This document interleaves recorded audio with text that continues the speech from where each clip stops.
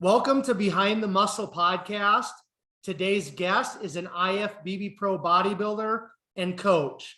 Today's guest is Andrew Berry. Andrew, welcome to the podcast. Thanks a lot for having me. Happy to be here. Like we were talking about before, it seems like a podcast really is gaining some momentum, and I've heard some interesting stories. So I've been digging in myself. So it's cool to be on. Thank you. Awesome. Yeah, you're very welcome. And I'm excited to kind of chop it up with you for the next 45 to 60 minutes. So I kind of like to keep the continuity with my podcast by asking my guests the same two questions just to kind of get the conversation going, Andrew. So the first question that I have for you is, who are a few of your favorite bodybuilders of all time? So favorite bodybuilders, this one a lot of people probably don't know of, but Charles Claremont. He was, more of an active feature in like the 90s. I just really liked how he had a really streamlined look. His posing was nice. There was really no like overblown like muscle bellies or anything like that. Not to say that I'm not a fan of the mass monsters that started to come after that. It'd be hard to say I wasn't a fan of Dorian or Jay or any of those guys, but I really did like the look of Charles Claremont. I just felt like he always had crazy conditioning, which is something I always strive for. And he just always had like good poise in his posing. So he was definitely one of my favorites. And then moving on, I was definitely a Ronnie Coleman fan, like even before he became the man. I knew a little bit about him when he won some of his earlier shows, when he turned pro, probably as a natural, as often is speculated. And then just, I would always be the kid that was rushing to see the Flex magazine, or Muscular Development was starting to come out early in those years, and just seeing like the per Bernal shots of him. The black and whites to me are just like incredible. If everyone knows what I'm talking about when I refer to those. So yeah, someone from the earlier years, I would say Charles Claremont, and then from the mass monsters, Ronnie Coleman, obviously. Excellent. Who are a couple physiques that you really appreciate that are kind of on the current active IFBB Pro circuit? Oh man, how long do we have? I just think physiques have gone to like the next level and the next level. I'm really blown away by Terrence, especially. I was about 20 feet away from the stage the other day, and seeing him up there was really, really awesome. I know a lot of people thought he was going to be behind for this show, or leading into it, but he was every bit as hard and dry as he needed to be. So on the classic stage, I really do like Terrence. Obviously Chris, he's awesome. In terms of professional bodybuilding, it's hard to say. I've been extremely impressed with Nick Walker's trajectory, and as is everybody. It's hard to say. Anyone that has anything to say negatively against him is just full of crap. The guy continues to improve, and not just his physique, but everything on stage. If you watched him on stage last week, he was the first guy in the pose. He was the last guy out of the pose. His facial expression stayed the same. They went 3 rounds at one time. And if you wanted him to go 5 rounds, I think he would have been doing it fine without huffing and puffing. So his abdominal control, putting muscle on in the right places, hitting conditioning every time. I'm definitely a fan of him right now. Absolutely. Very cool. Since you were in person for the Arnold this past weekend and had such a front row seat, just overall, I know you already talked about Nick a little bit, but just overall thoughts between classic and open men's bodybuilding.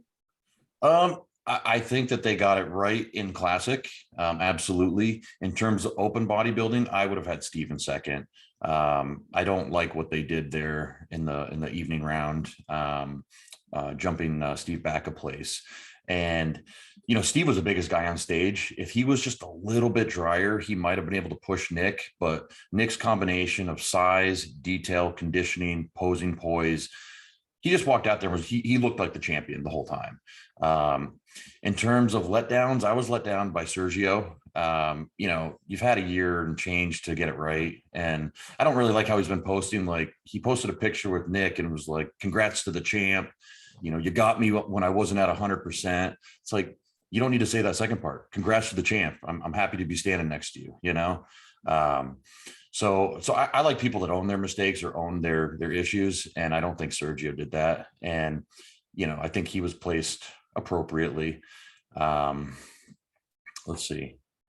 Yeah, I think overall the quality was there, though. It was one of the better Arnold Classics, and I've been to a few of them. So Cool. Awesome. All right. Second question here, just to kind of start things off, Andrew. At what age did you start lifting weights? And then why did you start lifting weights at that age?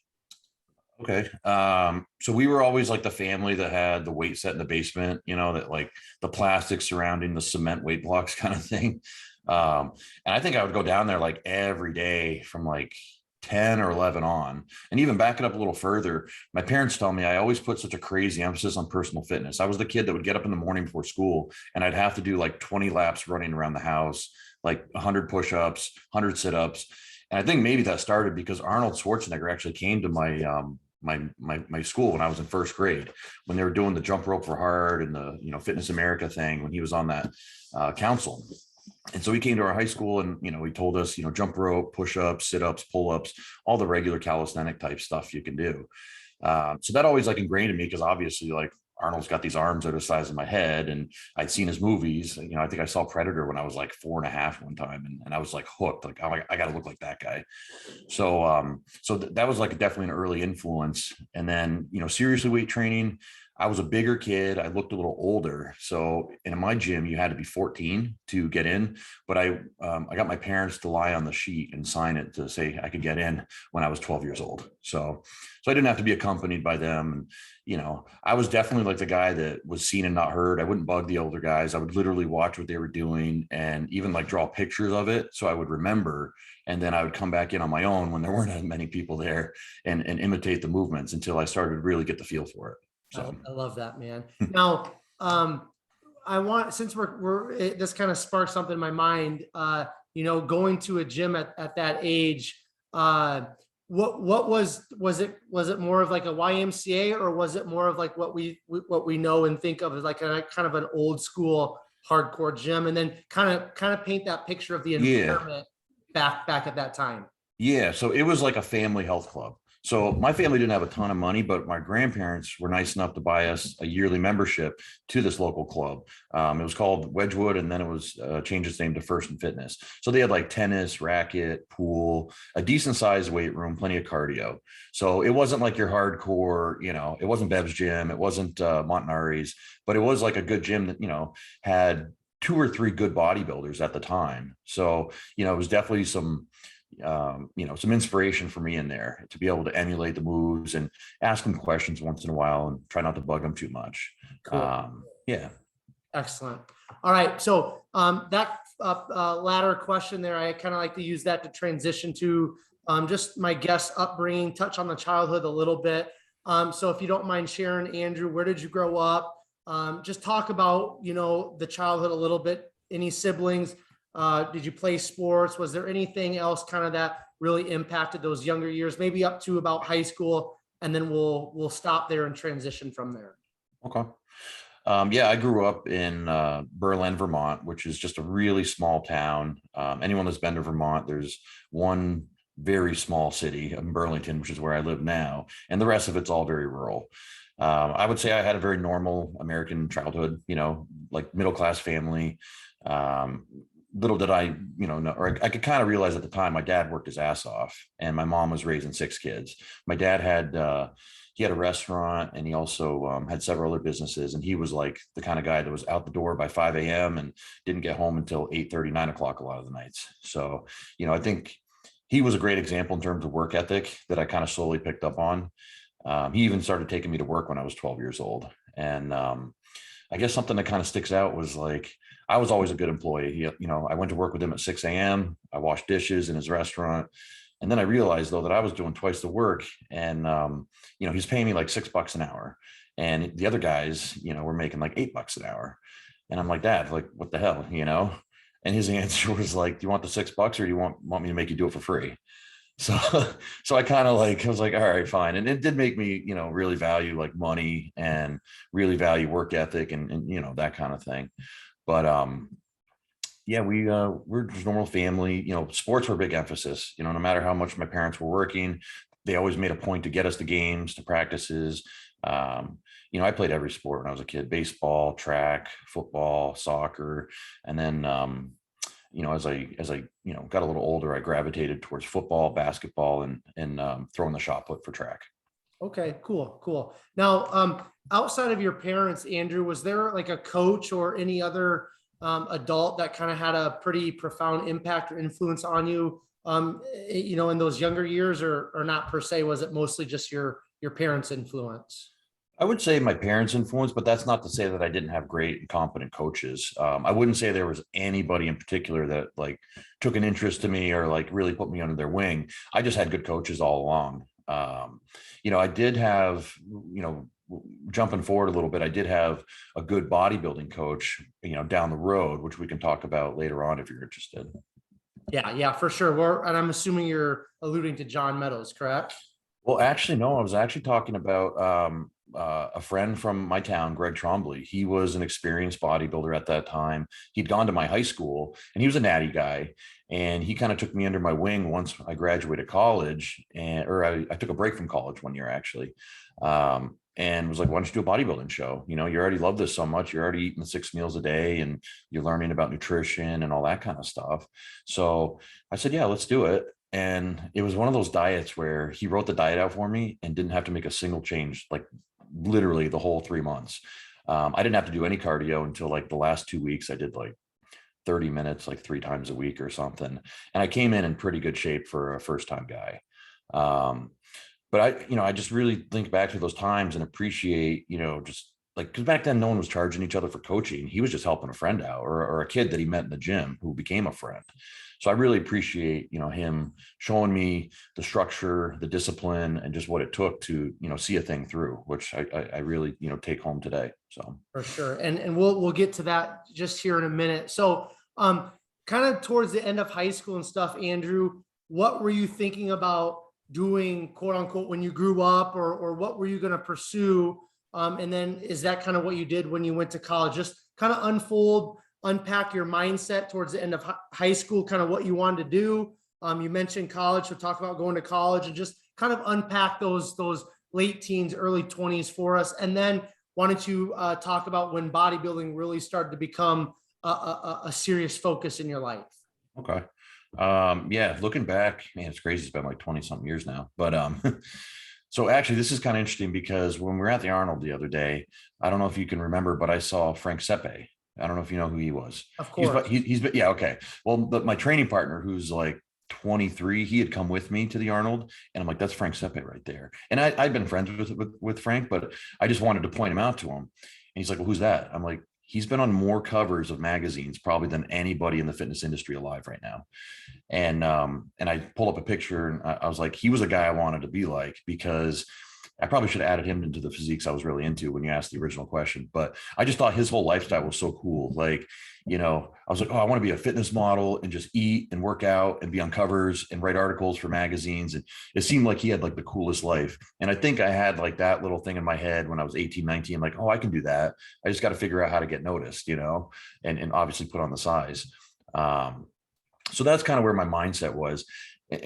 Disclaimer, I don't think many 18-year-old men should go to college right off the bat. Like, you're still so stuck in adolescence. And I didn't realize what I really wanted to do until many, many years later. I knew I wanted to study and I wanted to learn more, but I changed my major like 3 times. I went in as an economics business major. Then I changed to biology with a focus in botany. And then I settled on nutrition, dietetics, and food science when I transferred to another university after my sophomore year. So, yeah, I mean, I think you could have like taken 3 or 4 years there and had me get into the workforce and then go to college. And I probably would have gotten a lot more out of it than I did when I first went the first couple of times. And not that like I was like a party animal or drank, because I still lived the bodybuilding lifestyle. I would drink like once a month, if that, not even, I was still carrying my meals with me to school. This is before, like, I'm sure it's commonplace in a lot of universities now, but like kids would look at me when I whip out my cooked turkey and rice or, chicken breasts and rice cakes and be like, the fucking shit smells, man. Like, Yeah. Yeah. No, I was the same way. When I was in college, man, if I had to get a meal in, I had a class, like I'd be opening up a can of tuna and I'd be eating tuna like in the back of the class out of my gallon jug of water. And I was that kid. So I definitely I get that myself. It's kind of funny to think about. So what did what did you do then? Kind of, did you graduate? If you did, cool. If not, it doesn't really matter. But once you kind of wrapped up college, what did you do kind of post-college, immediately after college? And then when was your first competition? And just kind of start unpacking that for us, Andrew. Okay. Yeah. So a lot of people already know this, and it's actually going to come out as a topic of a podcast that I just did for Scott the other day with our blood, sweat, and gear. But we did a busted episode. So after my sophomore year, I had to leave the university I was going to because I had gotten in some big trouble for manufacturing and distributing anabolic steroids. So, lesson learned, slap on the wrist, really, because there were no statutes in Vermont at the time. So I definitely got off easy, and people that are interested can definitely check out that podcast and hear my story about it. But I took some time off, and that after my sophomore year, and that really allowed me to get into bodybuilding full time. And at the same time, I really got into personal training. So I got certified and I started training, 6 people a day, and then working the gym floor on other hours. Which, I realized I like to work with people. So when I did transfer and go to the next university for nutrition and dietetics, it was just an easy fit because I would train people at the gym there. I would train people at another local gym down the road. And I actually stayed at that same gym for about 14, 15 years before I decided to leave completely a couple of years ago. In terms of competing during that short stretch of time I had off from college, I was about 19 at that point. That's when I did my first bodybuilding show. It was the NABF Maine Natural or something like that, it was called. And I got second place in both my novice and my open classes. And I realized, okay, I was 188 pounds at 6'2". I need to get bigger. So I put a hard off season in, competed again exactly a year later at the NPC Vermont. And I weighed in at 192. So a whopping 4 pounds to show for my efforts. So that's when I realized I was kind of a hard gainer. And despite efforts, despite reaching out to good coaches, like Dante Trudel, or, I was a fixture on the forums, whether Intense Muscle, Muscle Mayhem, Professional Muscle, all those different sites, Get Big. I was just absorbing everything I could. So I decided I wasn't going to get on stage again until I was a full super heavyweight, which means I had like 50 pounds of muscle to gain. And it took me 8 years to do it. But I got on stage again in 2014 and, as a super heavyweight and won my class. And that was when I actually hooked up. I'd been with John Meadows for about a year or two then. So. All right. So let's go back. You brought up the natural individual that kind of gave you some guidance. At what point, in terms of what you just talked about, your first competition when you were 19, at what point did that individual kind of come, into your life? And then what was a thing or two that he kind of gave you in terms of helping you progress within bodybuilding? I think the biggest thing he did was show an interest, and I think that's something you can do as somebody out there, that somebody in the industry is showing interest in someone, even if it's just like, hey, like you're on the right path, keep doing what you're doing. He actually went above and beyond that and was like, hey, you're doing good things. Come train with us, because he trained with a guy who kind of, the way that Greg was to me, this guy Dave was to him, and Dave just wanted to beat the piss out of us. He just wanted to see us throw up, fall on the floor, lay around after training legs. Like he didn't want to, he wanted, if the heart rate can go up to like 200, he wanted to see it go to like 600 and stay there. You know what I mean? If we didn't puke, it was a failure kind of thing. So I really learned about hard training with those guys. We'd always do legs on Fridays. So then you'd have the weekend to kind of recover a little bit. And so yeah, just him showing an interest in me and then saying, okay, this is what we eat. This is how we portion it out. You got to drink this much water. You can't have this, you can't have that. So really it was teaching me about discipline. And those are the lessons and skills that I didn't just apply in bodybuilding, but I think you can apply them to other areas of life. Like, things you need to do to stay out of trouble, things you need to do to stay ahead of your taxes, like just little things like that. So I got a lot out of it from Greg. Excellent. Now, from the time that you, did your first couple of shows and then you're like, hey, you know what, next time I step on stage, I'm going to be a super heavyweight. And you said it was an 8-year gap. Is that correct? From that time, you're like, hey, I need to put on some weight, to the next time you competed was 8 years, right? I heard Yeah, you right. Okay. absolutely. In between, I mean, that's, I mean, almost a decade. Like that's pretty wild and crazy. During that time, um, were you working with another coach? Was there another mentor before we get to John? Because we're going to get to John, but before you kind of got connected with John, it sounds like in 2014 or a little before, was there anybody else in that 8-year period that had a big influence on you in terms of bodybuilding and kind of helping you once again progress? So during that 8-year period, there would be a lot of, bulking up and then cutting back down to see what it looked like. And am I close to where I want to be yet? That kind of thing. I will say that shortly after that 2005 show I started working with Dante, and I was the last client that Dante Trudel took on. It was short-lived because at that point, Dante was so burnt out from working with people and people, attacking his methods. And so he kind of took a little bit of a hiatus from coaching and from, posting as much on the forums. He just didn't have the time to argue, and True Protein at the time, which is now True Nutrition, was really taken off, as were some of his other businesses. So, but in that time period, I learned how to eat and how to force myself to eat. There was no measuring your food back then with him. It was, like, okay, you measured your protein, but he's like, I want you to get 75 to 100 grams of protein. And if you can't get 100 in, get 75 in, and then drink a 25-gram protein shake on top of it. And then I want you to eat your carbs and eat as much carbs as you can, whether it's rice, potatoes, pasta, whatever the heck it is. I just want you to eat until you're bursting. But you had to like keep in check that you're going to do that again in 2.5, 3 hours, and then again in 2.5, 3 hours. So, this is before we worried about digestive issues or anything like that. And it was probably a good time in my life to do it because I was very healthy. Gear use was very minimal back then, your standard 500 to test and maybe a 500 of an anabolic. So it really was the food and the training.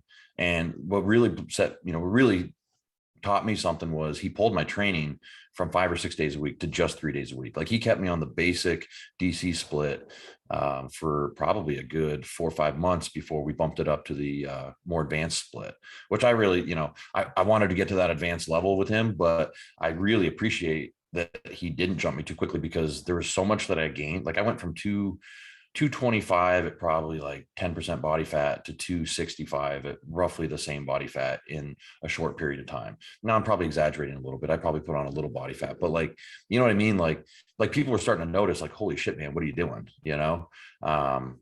And of course, everyone always starts thinking like, oh, it's the gear, he's got some new this or that. It's like, nah, man, I'm doing way less and I'm eating a lot more. And that's, so I got to give a huge shout out to Dante for that. And then I kind of just did my own thing for like the next 6 or 7 years until I reached out to John Meadows. And, do you want to hear the story about how I reached out to John or? Absolutely. Let's go. Okay. So it's been told before, but I had read about John on T Nation and I was really like blown away because I'd seen his earlier pictures and I'm always drawn to guys. And I feel like I'm one of these guys too, that doesn't have the best of genetics for putting on muscle, but finds ways to get past the roadblocks. So whether guys like John or Scott Stevenson or Skip Hill, guys that are in this industry over a 30-year period and found ways to continue to put on muscle and breach through plateaus. So I'm really drawn to that. I know other guys are like wowed by like say Nick Walker, who put on 50 pounds of muscle in 2 years, or some of these other guys. That's all cool too. They've got great genetics. But I'm really drawn more to the guys that are just stubborn and like, nope, I'm going to figure this thing out. So I saw John as one of those guys and I shot him an email and I was astounded that he got back to me within like 2 hours. I was expecting not to hear from him for like a week or so, if ever, and I'm like, wow, this guy's down to earth. And then he started asking me to like send him videos of what I was doing. And I'm like, I'm not even a paying client, I really want to work with this guy. When someone does that, it makes you want to like, you're drawn to them, right? Absolutely. So I joined his pay site and then I started sending him some of the stuff I was writing. And he was like, oh, can we use these? And I'm like, yeah, absolutely. And so he started giving me other jobs to do on the website. And, he wanted to know how I wanted to be compensated. And the only thing I wanted to do was be coached by him. So, because, I had seen like other good bodybuilders that were coached by him. So I'm like, if I could get on that list, that would be amazing. And it really did make me feel special when he took me on. So yeah, he was my coach and, I still consider him my coach from heaven, And it's just been a friendship ever since then. I've been out to train with him. We did seminars together across the country.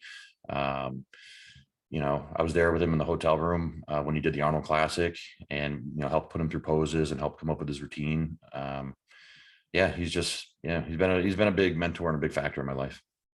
Now, correct me if I'm wrong, but from what I remember hearing, because I tune into different podcasts that you guys put out on Think Big bodybuilding media. I think I heard it there on one of those episodes. But John, you are the last individual that John turned pro. Is that correct?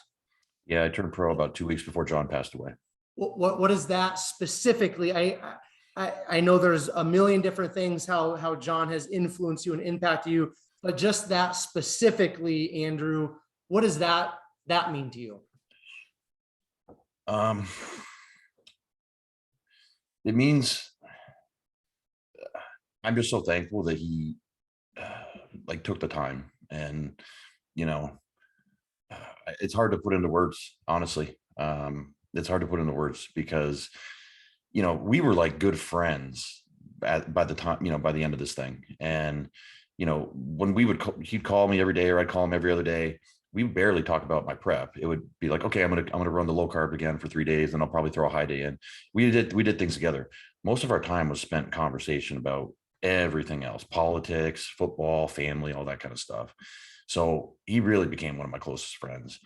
And the fact that he took an interest in me and continued to push me, and actually valued my opinion in my own preps and in other people's preps too. Like he would ask me, what did you think about what I did with this person here? What would you do this day? That just meant the world to me, honestly. I can't put into words, honestly. I still think about him every day. I got a picture of him right above my desk. One of my clients, my training partner, was really nice to blow up a picture so that it was waiting for me when I got home from the Tampa Pro, which is the weekend that he passed away. So I look at it every day, and when I think about situations, or we have meetings because we're on the Mountain Dog team, and we're still doing things. When I'm talking to his wife, or when I'm talking to the rest of the team, I'm kind of thinking, okay, what would John want to do in this situation? It's hard to put into words, really. No, that's cool. Now, something I did want to bring up at some point, if we got to that point and we're kind of there, and then we'll kind of get back into your story here a little bit. Because I've gone to John's Instagram, and I've seen a few posts after his passing, and you just brought up the Mountain Dog team. So are you guys, there's a group of you, it sounds like, that are kind of continuing to produce the Mountain Dog content. Is that correct? And then just for the listeners, because John isn't physically here with us, just for the sake of the listeners that have gained so much value through his YouTube and all of his content, is that content going to continue to be produced on the platforms that John had, just so our listeners can continue to learn and follow along? So the website, absolutely. There's a team of us that are continuing articles, videos, whether it be me, Chris Edmonds, Scott Stevenson is helping out. We got plenty of other really good, qualified, competent people that are contributing articles, because we really want to keep that going in the direction that he had it going. In terms of YouTube, he's got a really good guy, Noah Klein, who was his videographer and web guy, or a YouTube guy. And they have a catalog of stuff that they still haven't even posted yet. So they're going to continue to post that stuff and keep the channel alive. And then as far as his Instagram, we're trying to figure out how we're going to use that. Because a lot of people don't realize, I guess, or we learned that a lot of people didn't realize that John owned Granite supplements. And, we had made, someone had made a post of a couple of the supplements, and a lot of people felt taken aback by that, to his Instagram page, sorry. And a lot of people had felt taken aback by that. And then we realized, oh, wow, we need to explain to people that this is still John's platform that is used to feed his family and to, take care of his family. And we think that he would want to continue using it. So we're kind of at that stage right now to figure out how to do that, to continue to honor his memory and to promote the messages that he wanted to promote. Very cool. I just want to make sure that we got that out there, so that, again, listeners can still, be connected with John and the Mountain Dog legacy, and just be be educated, right? Because I mean, John was a teacher, he was an educator.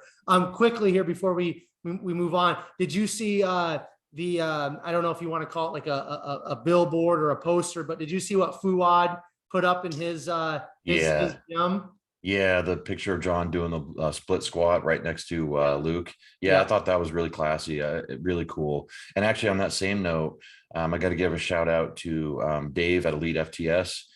He's got a really good picture of John standing there, which just kind of is kind of like, I know something you don't know, smile. And then All American Barbell has a really good picture of John right in front of their Meadows row setup.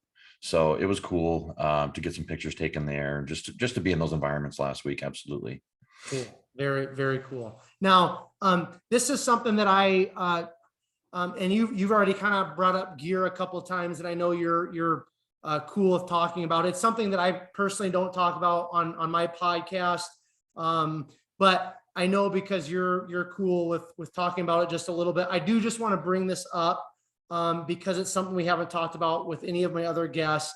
Now, when you kind of like got to that point where you understood like, hey, like, these pro bodybuilders are taking stuff right outside of just whey protein and eating a lot. Was it hard for you to go from, not taking gear to taking gear, or were you just in a place where it was just like, hey, this is kind of what is necessary, and you just kind of went for it? What was that like for you? Because I want, especially the younger listeners, we are so just inundated with social media. We see the highlights, we see the muscle, we see the cute girls, we see the cars, we see all the highlights, right?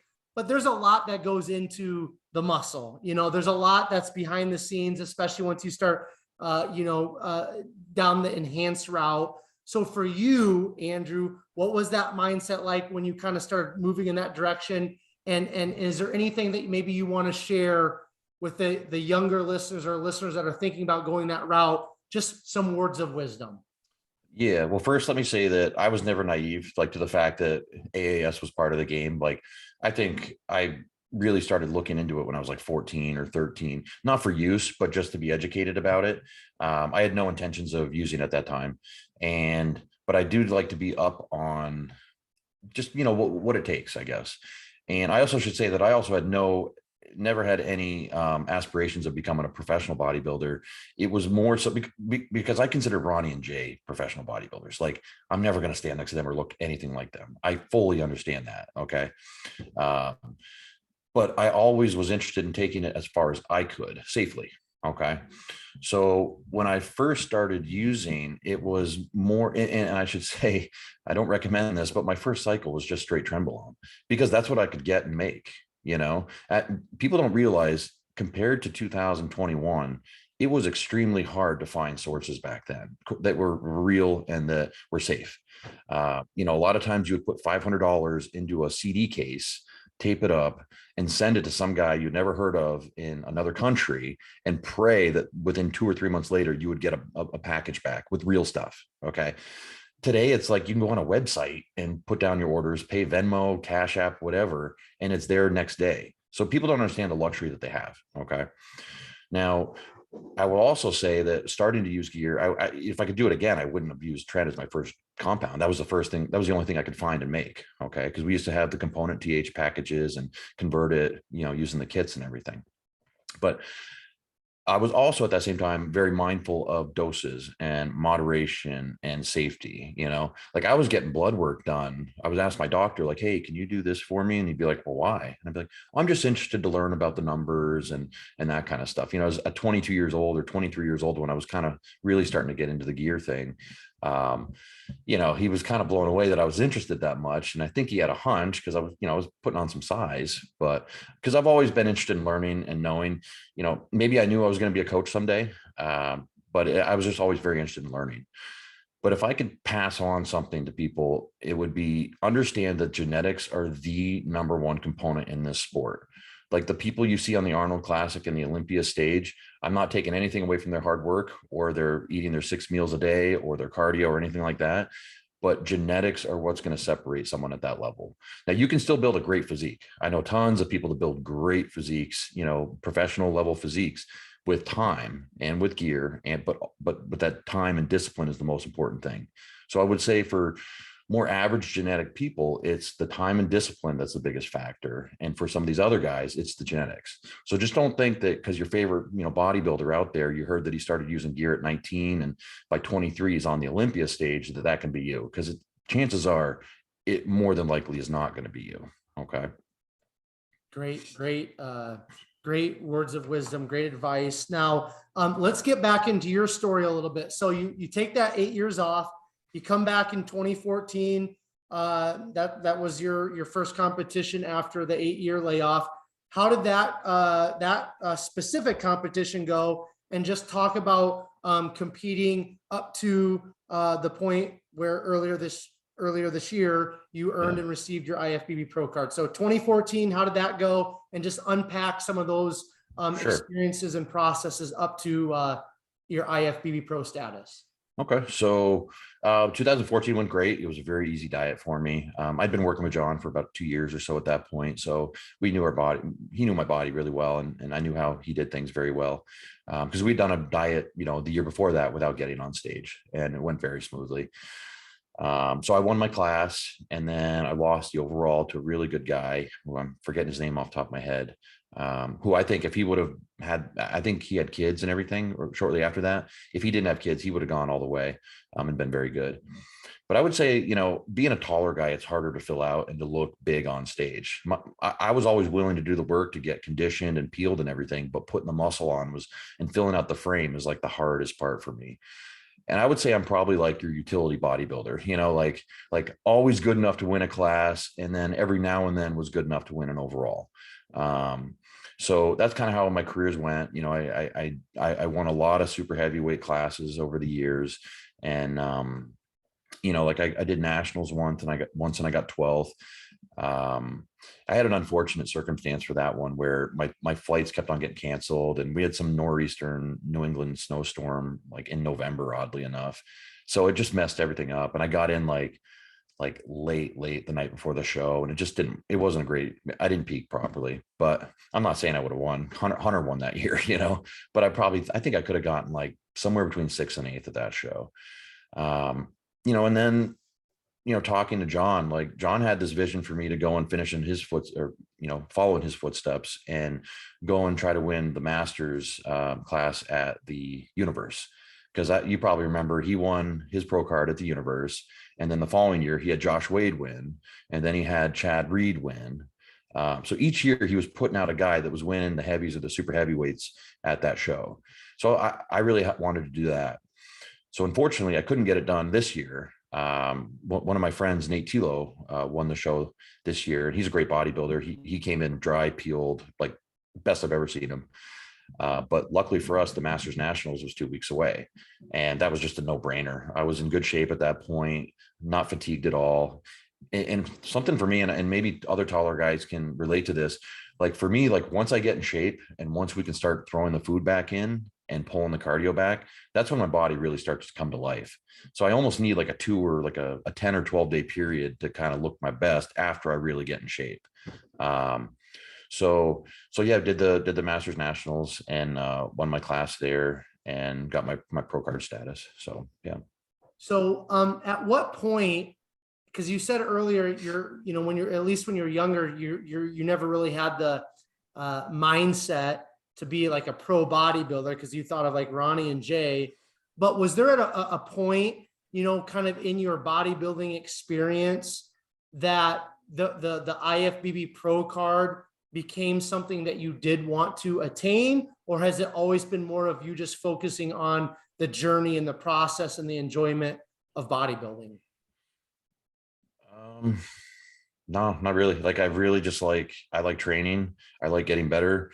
Like my favorite part about bodybuilding is when you're in shape and you're peeled, shredded, and full, and you're in the gym, you got a good pump and you look good in the mirror, and you're posing with your friends, you're posing with your buddies, and you're perfecting your shots. I just like that old school bodybuilding thing. Like, yeah, getting on stage is cool and fun and everything. But like I tell people, like I got the community college card. Like some of these guys have like, the PhD program. I got the community college card, and I'm totally cool with that. Like to me, like one of the worst things about turning pro is that like, we are probably never going to be competitive again. Right. Like you're at a whole nother level with guys that are actually really good. And I fully understand that. I'm not delusional by any stretch. So to me, it's still just, what can I do to get better? What can I learn? Who can I learn from? How do I need to do things differently? And on that point though, by doing things differently, what I'm talking about is staying injury free, because the stuff I would do 10 years ago, I can't do anymore, squatting 5-6 plates, for 8-10 reps, that just isn't happening with a bar on my back anymore.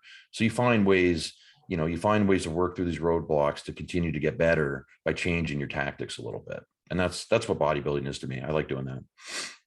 Okay. So after you got your IFBB pro card at the Masters Nationals, I think a couple weeks later, you stepped into the Tampa Pro, I believe in the classic division. Talk about your decision to do that, and how was that experience? Even though I know your mind isn't focused on like necessarily winning and all of that, and you kind of are very understanding of where you're at in terms of being an IFBB pro, Yeah. but still it had to be pretty awesome to be kind of behind the curtain on an IFBB stage and standing next to some of these guys that, we see on social media and we see competing at the Olympia. So what was the determining factor to do Tampa Pro? And then how was just that experience?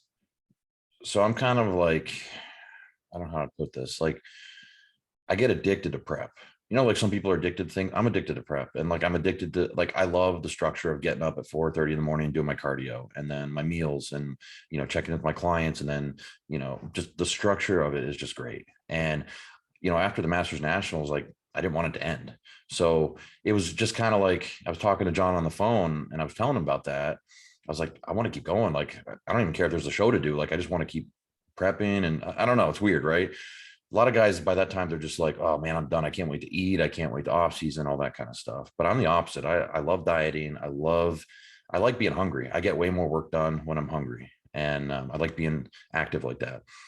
So he was like, well, the Tampa's coming up. He's like, you want to jump in that? And I'm like, the Tampa with like Ian and, some of those guys, like, not really. And then I go, I could do classic there. I think I could make cutoff. And he goes, oh, what's the cutoff? So we quickly look on the phones, and it's like 240. He's like, we can do that. I'm like, yeah, we could do that actually. Like, and we love Tampa. We go down there, 3 or 4 times a year as it is anyway. We're actually looking at property down there, but another reason to go to Tampa, hell yeah. So, cause my wife, Rachel, had done the Tampa Pro the last 2 years prior. And that was actually, we were planning on having her do it this year, but we kind of derailed her prep a little bit just for health reasons. But yeah, so it was kind of a no-brainer. It was 2 weeks away, perfect time frame. And to get back to what you were saying about the excitement of it, it was a different type of experience. You're preparing for a professional show, in front of the same judges I've had my whole life with Steve and Tyler, but it was just a different level of seriousness, and I will say that I have to learn how to make weight and then peak properly, because either 3 days before or 2 or 3 days after the show is a very different look than the day of the show. This is the first time in a long time I've had to not eat all day to make weight at 4:30 and then try to rush to make food and eat throughout the night and fill out properly. And it just didn't work out. So I would love if there's a classic show out there where you can weigh in like Wednesday or even like Thursday and compete on a Saturday. That would be ideal for me.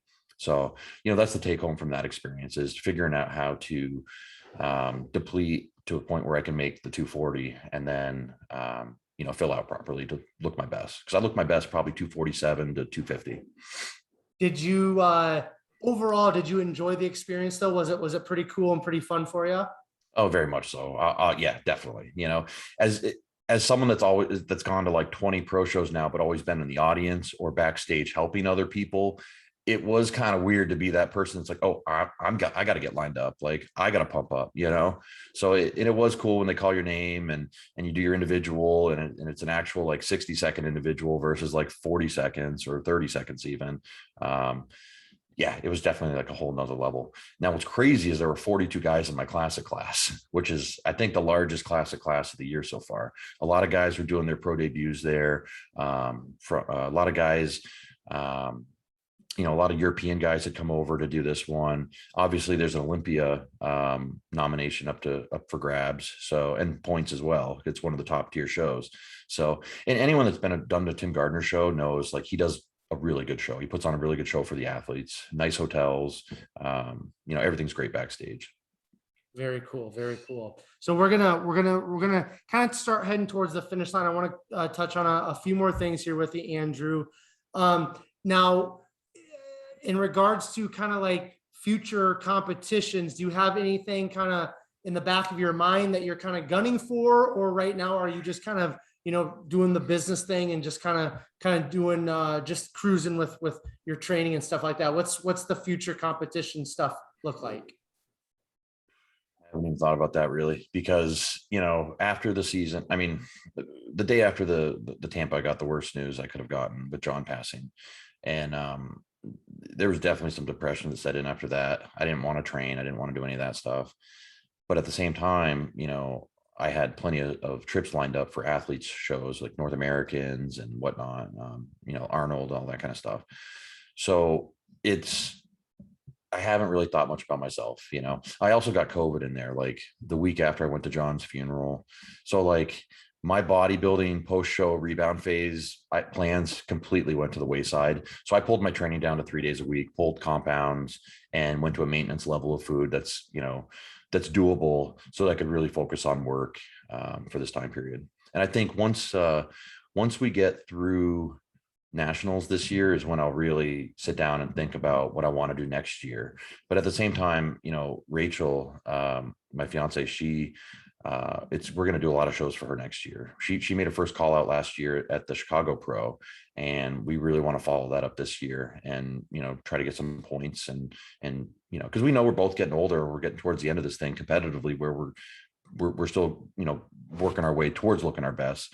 You know, we're not delusional. We know at some point it's going to start to go the other way, and we don't want to be on stage when it goes the other way. So very good. Very good. So you mentioned earlier you're 6'2". That's I'm 5'11". That's pretty tall for bodybuilding. 6'2" is kind of a whole nother level for some of those listeners. And this is something that when you kind of get into bodybuilding, you always hear, you're kind of inundated with like, hey, you're a taller bodybuilder. It's going to be harder for you. It's going to be harder for you. It's going to be harder for you. And yes, I know that's for the most part factual, but I feel like, because I'm really big on, you know, mindset and thoughts and all that, right? And I feel like people that are taller, we get so conditioned that, hey, like, it's going to be harder for you. It's going to be harder for you. I think a lot of people, and maybe it's for good reason, but I think a lot of people kind of throw in the towel that are a little bit taller in terms of bodybuilding, because they get conditioned, or we get conditioned like it's going to be harder and you can't put on muscle. It's like, well, no, actually you can. It might take a little bit longer, right? But there's plenty of examples out there that guys that are 6 foot or taller that have elite physiques. So for the taller listeners, what's maybe one or two kind of words of wisdom or insights that you can give them to kind of progress that physique in terms of hypertrophy and bodybuilding? I would say first, just don't give up, you know, continue to learn, continue to reach out to good people that are helping you. Yeah, it's going to take longer, but you know what? It might take a short guy a long time too, if he's not great at putting on muscle. I never saw it as like as a setback, really.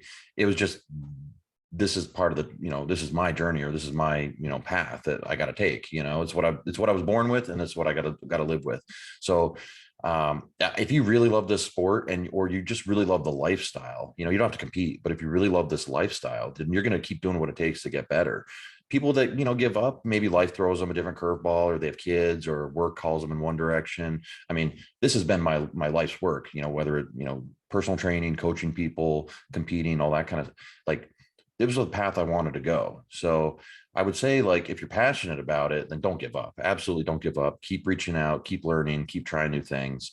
Yeah, that's where I would leave that. Okay.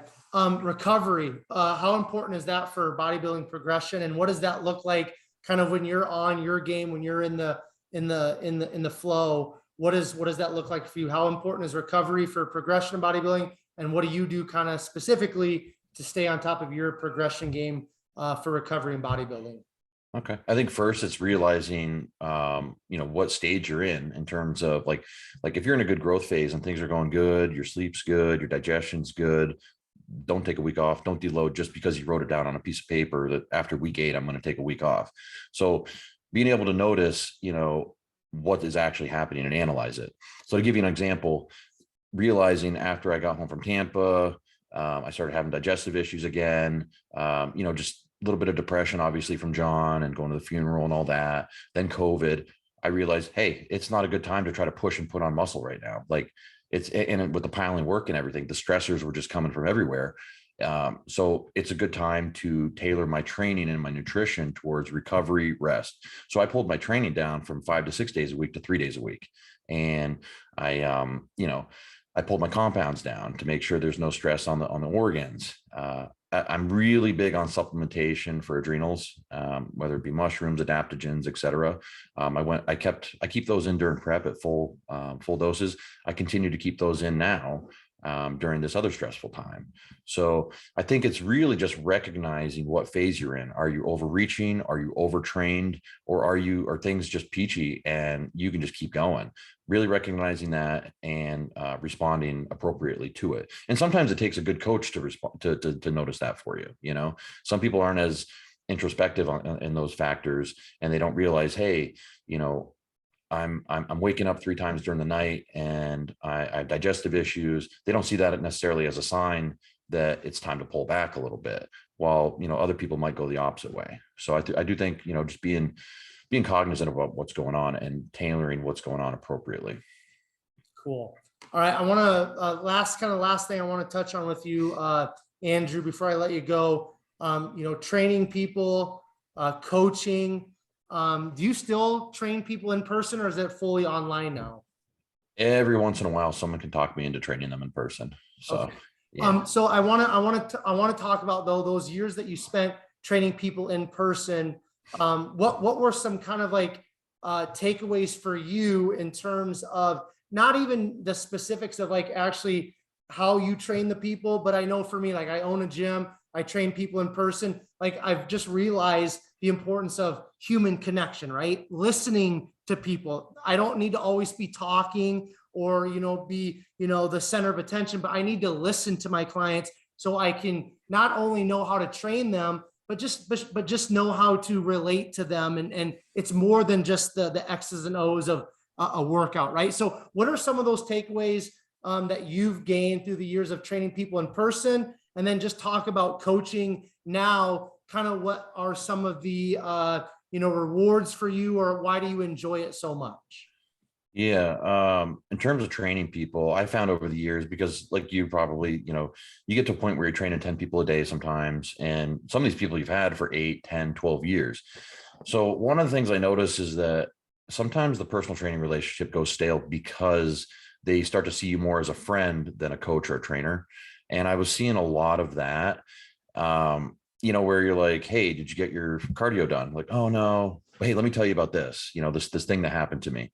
So, I was kind of like, am I being as effective as I can? Even if I would stop and sit them down and be like, hey, we're talking, that's great, but I need you to work too. You're paying me for these results. I want to make sure you're getting them. And at some point, I think you find that sometimes they're just paying you to have a sounding board or someone to talk to.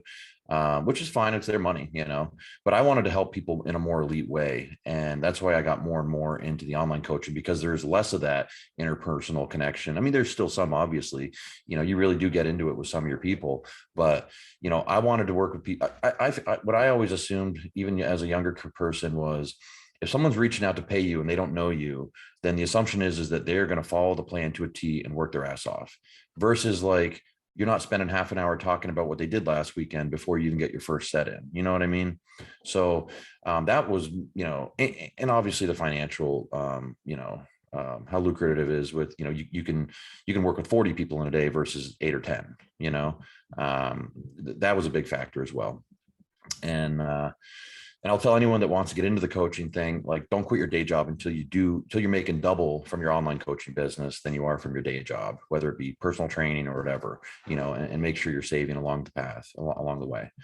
But in terms of achievements, in terms of coaching, I think my biggest my biggest satisfaction came in turning the person who I'm closest with, Rachel, pro, back in 2017. She had a very short amateur career, a little less than a year. But you know, a lot of people see that, they're like, oh, like she's got great genetics, she's lucky. But what they don't see is that I was coaching her, training her, pushing her for the 4 years prior to that, because she wanted to look pro ready by the time she competed. And so that's one of my biggest achievements, that I really, you know, I still look back to that day like all the time. And then the other one is obviously most recently having an Arnold Classic champion in Missy Truscott.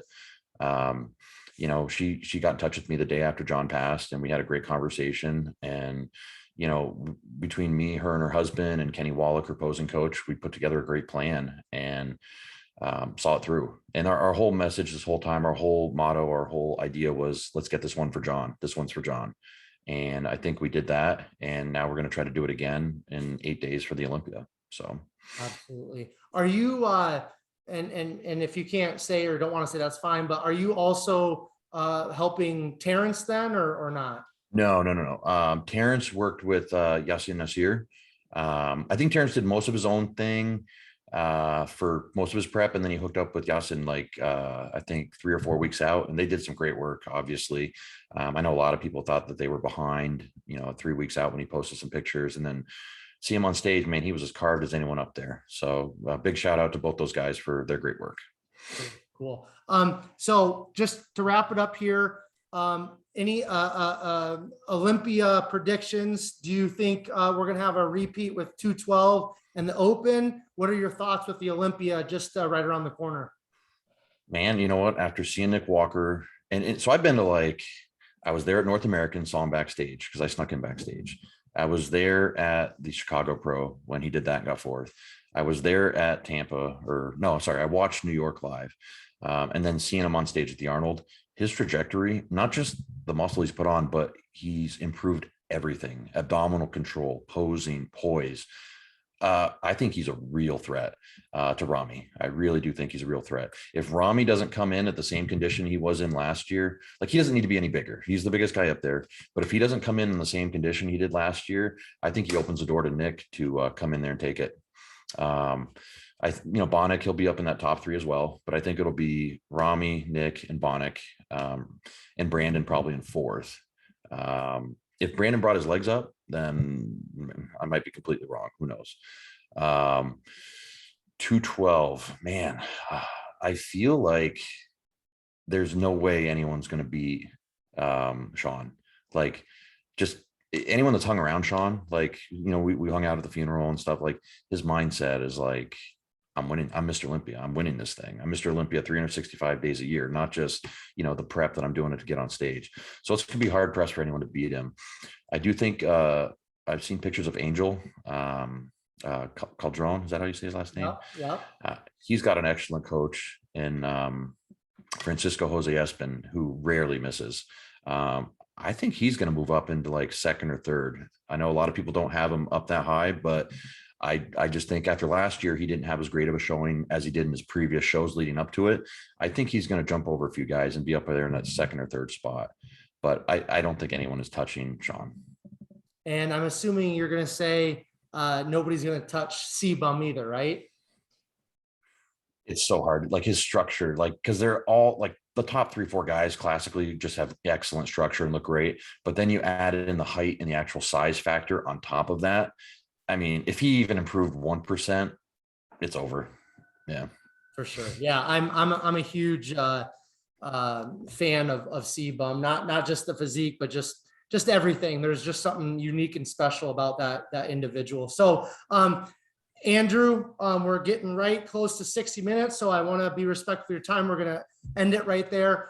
If you have any final thoughts or anything you kind of want to finish off our conversation with today for the listeners, go ahead and share that. And then otherwise, please, where can people connect with you if people are interested in learning more about, John and all things Mountain Dog, your own coaching? Go ahead and share all of that after you have any final words, if you do. I'll start with where they can reach me, just because that's what's fresh on my mind. So you can reach me through my Instagram at Barry Swole or on my website, teambodyberry.com. You can find my work at mountaindogdiet.com. I invite people to please try out and use Granite supplements. You can find them on granitesupplements.com. My code is Barry10. We got a great team of athletes and great team of product designers out there. Only quality supplements, third-party tested, etc. In terms of like final words, like I would just say, hey, you know what?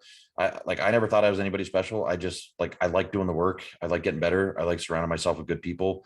Reaching out to people like John Meadows, Dante Trudel, Skip Hill, all these guys that were kind of like in that older echelon above me. Like I always aspired to be like them. And I hope that I'm, getting close to walking in their footsteps in terms of, content I'm putting out, athletes I'm putting out, and just the work I'm doing myself. So, yeah. Excellent. One final thing. I know you are on podcasts over there on Think Big Bodybuilding Media. Why don't you go ahead and send the listeners here on Behind the Muscle podcast over to that platform? Where can we find all of those podcasts? Yeah, absolutely. You can find me on the Blood, Sweat, and Gear podcast every other week. It's on the Think Big Bodybuilding Network over on YouTube, run by Scott McNally. And Scott doesn't just have our podcast. He helps run several other podcasts. He's got a great one called Muscle Minds with Scott Stevenson, who's another mentor of mine. So tons of information out there. Absolutely. Excellent. Behind the Muscle podcast listeners and viewers, I would highly recommend you, if you guys don't already follow Think Big on YouTube and iTunes and all the podcast platforms, go subscribe and follow them. All kinds of awesome content over there. Scott has actually been a guest on my other podcast, the 127 Fit podcast. Super cool dude. Actually gave me some great advice for the beginning of Behind the Muscle podcast. So Andrew, thank you so much for taking some time out of your busy schedule to chop it up with me. It's greatly appreciated. Oh, thank you. It's been a lot of fun. A great way to network with other people, and just thanks for having me. For sure. You're very welcome, my man. Listeners and viewers, thank you so much for once again listening to another episode of Behind the Muscle podcast. 2 quick favors I would ask of you. If you haven't subscribed to the YouTube channel already, please hit that subscribe button, because I release all of these episodes, sometimes 6-7 episodes a week I'm releasing currently. They are released first on YouTube. So if you want to kind of stay on top of all the episodes, all the current content of Behind the Muscle podcast, subscribe to the YouTube. And then take this episode. Andrew shared some awesome information, great experience, great insight with all of us today. Take this episode, share it on your social media platforms. I'm starting to get a handful of you sharing this on your social media and tagging. I greatly appreciate that. So take this episode, share it on your social media platforms, especially your Instagram stories. Tag Andrew, tag myself. Let us know kind of what you are learning, what you gain from this episode, so we know people are learning, we know people are listening, people are getting better. And then finally, I will leave you all with this. Remember, behind the muscle, there's always a story. We'll catch you guys later.